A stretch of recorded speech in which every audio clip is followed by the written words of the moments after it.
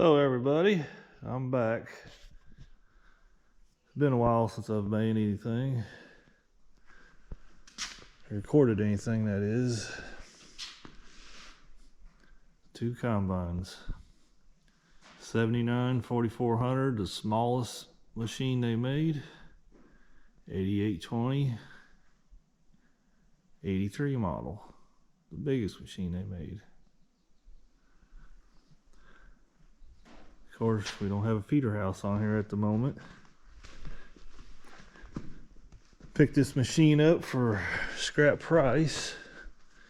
I'm thinking one of the main reasons why it plugged up on him and it messed up everything is because it has these plates right here in there, and he was trying to run wheat. So I got to take them out before I put this feeder house back on.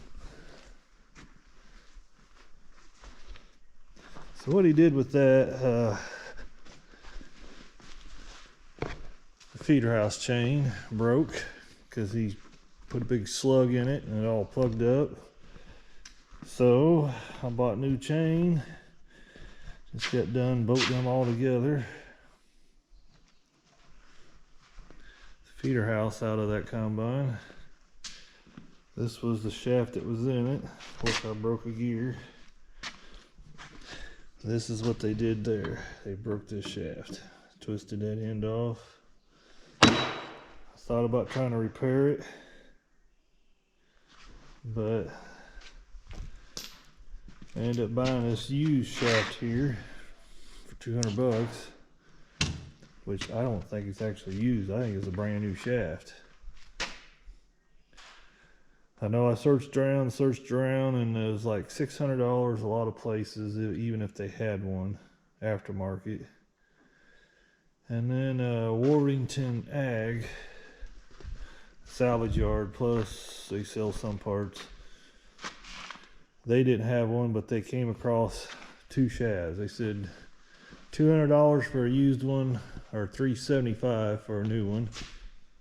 I told them I'll just go with the used one if they said it was in good shape, because chances are that new one was probably made out of some poor quality China steel.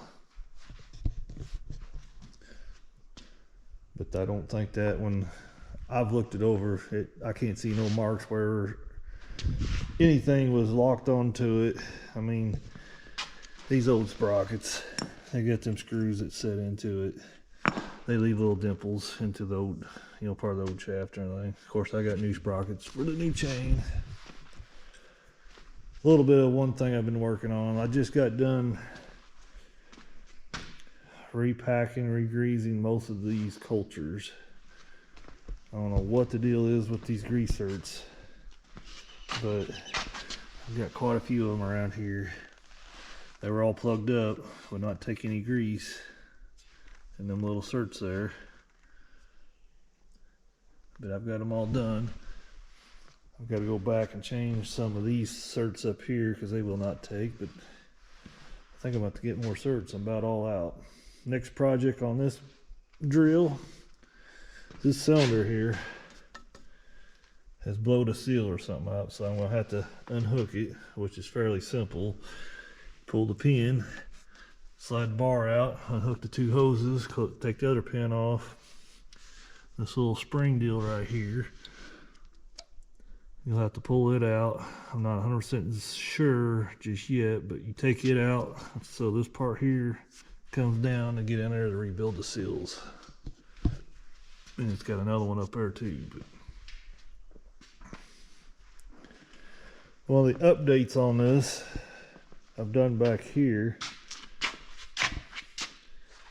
put these new wheels on here.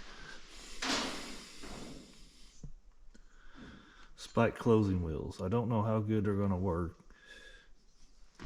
Made by Schaefer's. They swear by them. Doing a really good job of closing the trench up. But these packing wheels, a lot of times they'll still leave the open trench. So I only bought enough to do every other one because I use this 7.5 inch drill to do 15-inch beams. And I put new blades.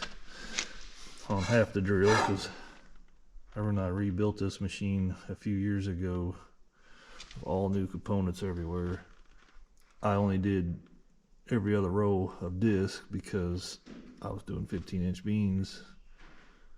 The cover crops and stuff that aren't as important as the cash crop, but these discs here, even after 2 years of running on them, they don't even have a 1/4 inch of wear on them. And if you can see the bevel part, there's not much difference at all. And they're still sharp, so I'm happy with that. I decided, since I was going to try them double V packing wheels, do the same thing with my planter. I'm running the Mohawk spike closing wheels, which is made by Schaefer's, but these are the new zippers. I've got boxes all over from a bunch of new parts I bought. And Schaefer's. I gotta tear the planter down. I put these in here in replace of the C firmers that it had on it. This right here's got a U shape on it. Instead of pushing the seeds down in place, these make sure the seed stays in the center of the trim. And then the in-furrow system with these Ys, which hook up down here and put the Y down both sides. Well, I'll probably make a video when I'm doing it, maybe not, I don't know. But that way I can put my products out in furrow. I'll do a startup on this machine here in a few minutes. One of the other things I've been working on, of course, these are some of the bent up parts of that old chain, is my antique seed cleaner here I've made. I've still got to get this hooked up, but this is a conveyor that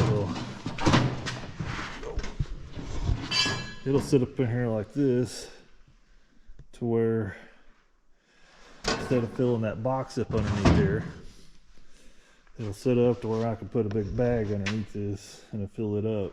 And it was part of this antique system to begin with. I just don't have a leather belt to run from this to this deal here. It runs on the shaft. So I'm going to try part of a ratchet strap. Don't know if it's going to work or not, but I'm going to try it. That's what I've used on the inside of this for my conveyor, actually. I'll pull it out here so you guys can see inside. It's a ratchet strap in there. And then turn it a little bit. I can't see when I've got a paddle coming up. There we go. There's my paddles. That'll send the grain up the hill. That'll make things easier when I go to clean my cover crop seeds. All you have to do is dump the seeds in the hopper on top, and I don't have to worry about refilling your bag up or nothing. Besides them zippers I was going to put on her the Mohawk. I imagine people have seen them before, but that's what your Mohawks look like. And then them zippers I'm going to put on there. Try 2 rows just to see how they work. See if they... I'm a little skeptical. I've asked them about how they work in cover crops and stuff without wrapping, and they swear up and down that they don't. So I'll figure that out, I guess, the hard way. This machine's big compared to that machine. I mean, there's just even the auger.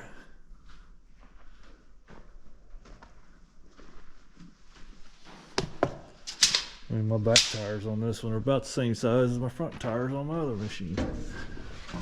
I haven't started this thing in probably a month and a half since I brought her home, tore it down. Hopper on this still needs a little bit of cleaning, but and then it's got this Hinkler extension on top, so I'm not for sure how many bushels this thing's going to hold, but I'm going to say it's going to be quite a few. Let's open this door.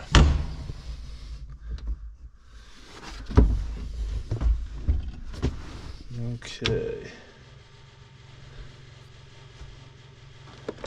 Everything's ready to go. A little bit of a cold start. See if that'll happen. Yeah, you can still really see the exhaust very good.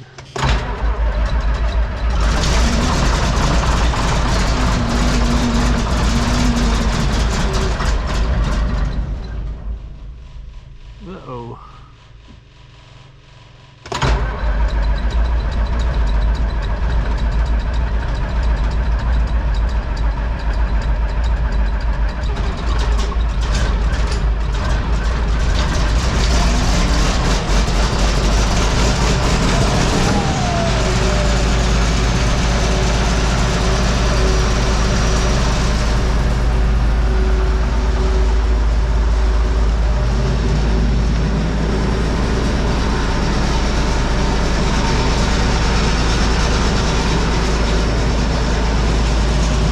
Still can't see much.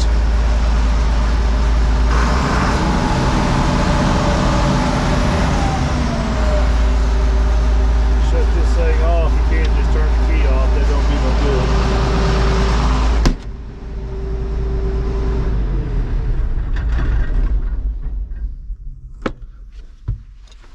I know what happens. That thing probably bled off just a hair bit. I've got a little bit of work to do on the where the fuel filters go on. It's leaking a little bit of fuel around it.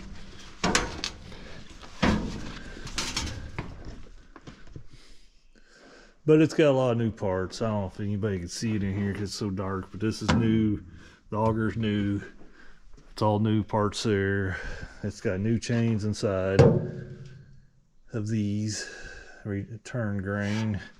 Clean grain over there's got a new chain in it too. Chopper definitely needs new knives put in it, but they're going to get by for now.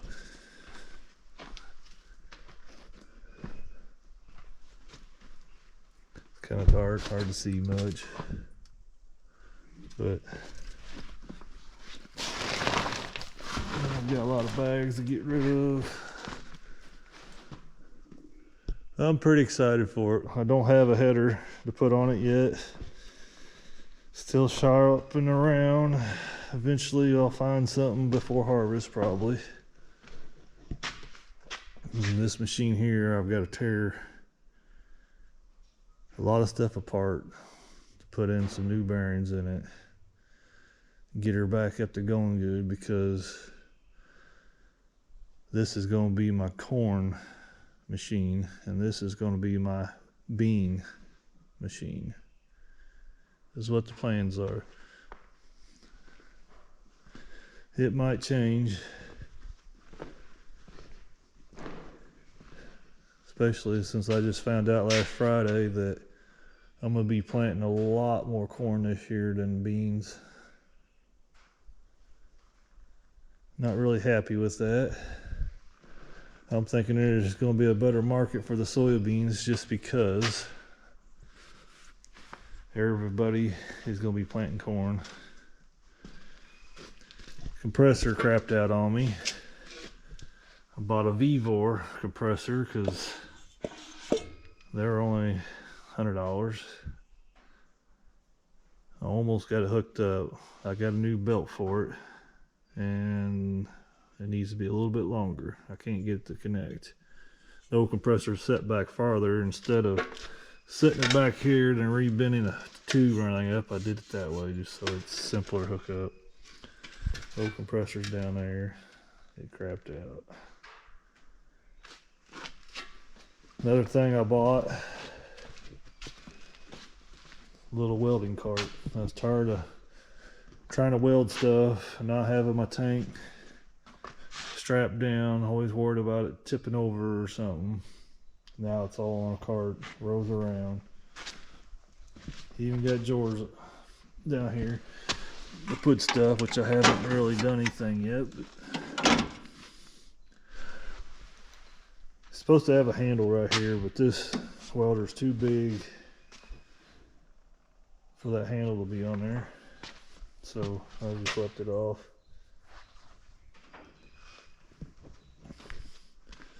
But that's just a little bit of what's been going on.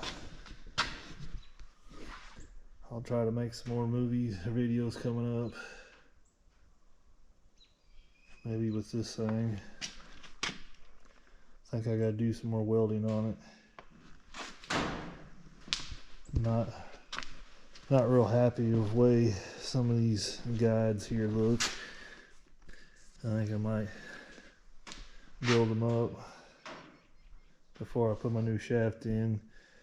The only reason why I haven't put the new shaft and stuff in this thing is because I don't have the bearings.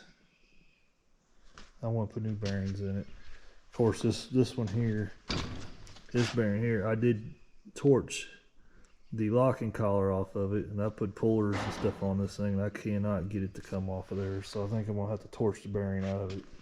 I think it's better off just putting new bearing in it from the get-go. These things are a little tricky as far as how the bearing comes out of this housing, because I got to reuse this housing. That's what sits in here, and that's what hooks onto the combine. We'll look at the other side here, and from what I'm seeing inside of these bearings here, you got a little oval shape there and a little oval shape there. So you got to take this bearing and get it spun sideways and slide out. I've never seen anything like this before, but I've never had jack with one of these before. But from what I'm gathering, that's how them bearings come out of there. And like I said, you can see how that would sit out like that, and then that shaft comes out here. And the part that they twisted off, there's a slip clutch that runs on a chain here. This is what turns the chain. Let's say he slugged it up. He said he put it in reverse. Was trying to reverse it backwards and forwards, and then it snapped. But I don't think the guy has never been around one before. He said he was a cattle farmer. He picked up some extra land. He put some weed on it and went and bought this machine with he got 2 headers with it. He already sold all that stuff. And he got 3/4 of the way through, done with harvesting his acres of wheat when he plugged this thing up and broke it. And he said, "Piss on it, I'm done." He bailed the rest of it. And then he had that thing on Marketplace for sale as selling the 466 John Deere diesel in it.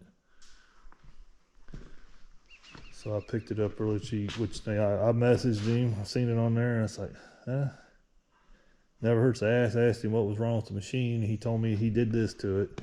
Other than that, he thought it would be okay. He didn't know nothing about them. So I went up and looked at it, and I seen all the new parts that machine has in it. I mean, that pulley here, it don't even have that many hours on it. So I was like, well, somebody's already put a lot of money in this thing. Can't be that much more wrong with it. So I went ahead and bought it. The old 44 over there, it's wore out. And I need something that gets it, I'll be able to get done quicker with too. Time is a limited thing for me working a regular job. But enough talking. Thanks for watching. Till next time.